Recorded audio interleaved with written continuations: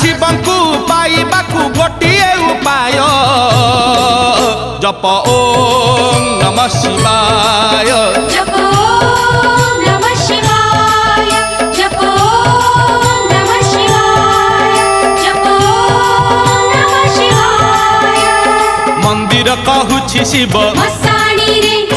मसाणी कहूछि शिव मंदिर रे मंदिर कहूछि शिव मसाणी रे मसाणी कहूछि शिव मंदिर रे